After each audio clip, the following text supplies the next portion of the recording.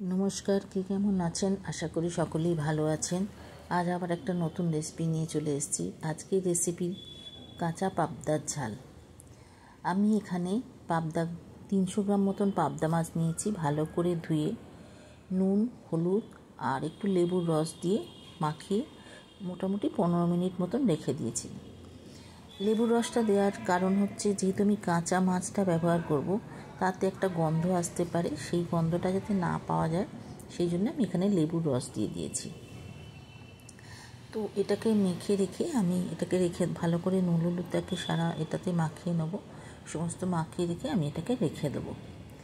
আমি অন্যদিকে কালো সর্ষে, সাদা সর্ষে, পোস্ত, সামান্য সাদা তিল আর কাঁচা লঙ্কা একটু নুন দিয়ে, কারণ নুন দিলে কী হয়, সর্ষের তেতো ভাবগুলো চলে যায়, এই কষা কষা ভাবগুলো, সেই জন্য আমি এটাকে দিয়ে একটা পেস্ট বানিয়ে নেব। আর এই পেস্টটাকে যদি একটু ছেঁকে নিতে পারেন তাহলে আরও ভালো হয়। আমার চ্যানেলটাকে যদি এখনও সাবস্ক্রাইব না করে থাকেন তাহলে সাবস্ক্রাইব করার অনুরোধ রইল। আর পাশে থাকা বেল আইকনটা দিয়ে দেবেন। তাহলে কি হবে, আমার দেওয়া নতুন রেসিপিগুলো আপনাদের কাছে চলে যাবে।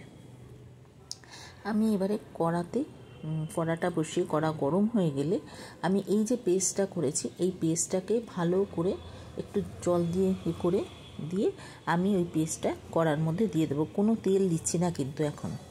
ওই পেস্টটাকে প্রথমে আমি দিয়ে দেবো। দিয়ে হাফ কাপ মতন জল দিয়ে ওর মধ্যে ওটাকে একটু ফুটতে দেবো। ফুটে উঠলেই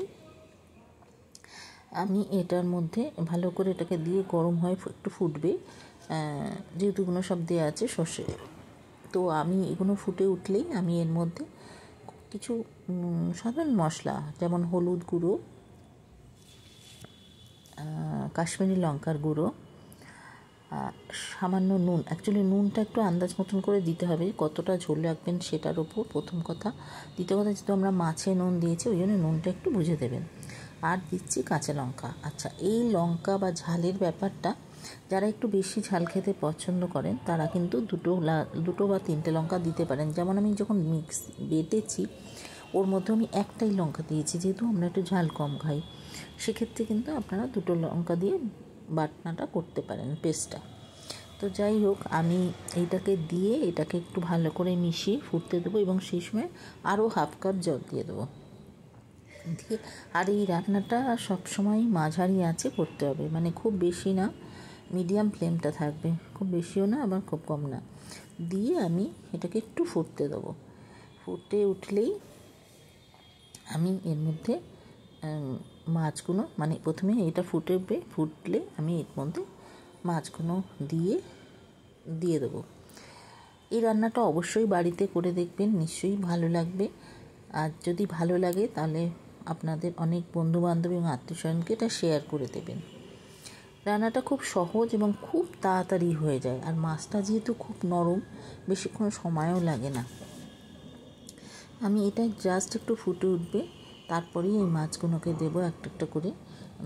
মাছগুলোকে দিয়ে আমি মানে সামান্য একটু ফোটাবো, বেশিক্ষণ না, কারণ এটা যেহেতু নরম মাছ, বেশি ফোটালে এটা ভেঙে যাওয়ার চান্স থাকবে। সেই জন্য আমি মাছগুলোকে দিয়ে অল্প একটু ফোটাবো।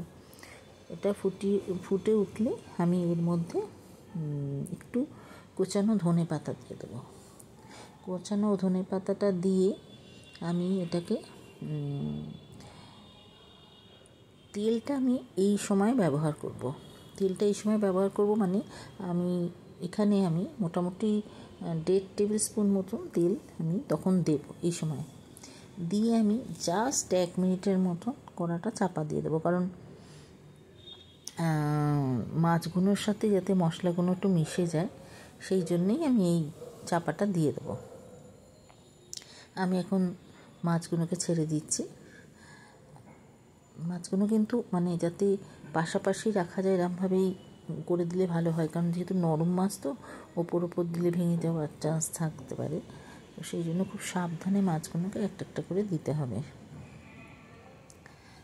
যাই হোক, তারপরে আমি 1 মিনিট মতন এটা চাপা দিয়ে দেবো। দিয়ে তারপরেই আমি এটাকে খুলে দিয়ে, এবার নামানোর আগে আমি ওই আরও হাফ টেবিল স্পুন মতন তেল দিয়ে দেবো। মানে তেলটা আমি অ্যাকচুয়ালি একদম শেষে ব্যবহার করছি কেন, তাহলে তেলের ঝাঁঝটাও থাকবে, অথচ সেই পরে যে তেল দেওয়ার ব্যাপারটা সেটাও থাকলো না, একসাথে হয়ে গেল সবটা, তেলটা অতটা লাগলো না।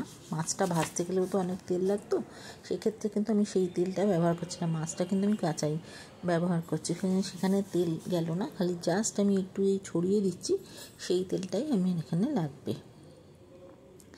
হয়ে গেলেই মোটামুটি আমাদের আজকের কাঁচা পাবদার ঝাল হয়ে যাবে। তো আমার মনে হয় এটা আপনাদের ভালোই লাগবে। আমার অনুরোধ রইল আপনারা কমেন্ট বক্সে অবশ্যই এটা লিখে জানাবেন যে কেমন আপনাদের লাগলো।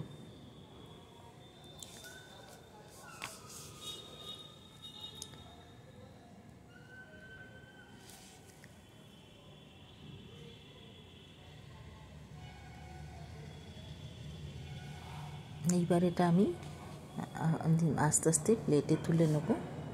প্লেটে তুলে নিলেই আমার আজকের পাবদা মাছের ঝাল হয়ে গেল। মানে এখানেই পাবদা মাছের ঝাল হয়ে গেল।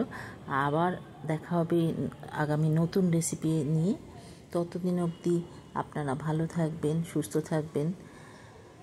নমস্কার।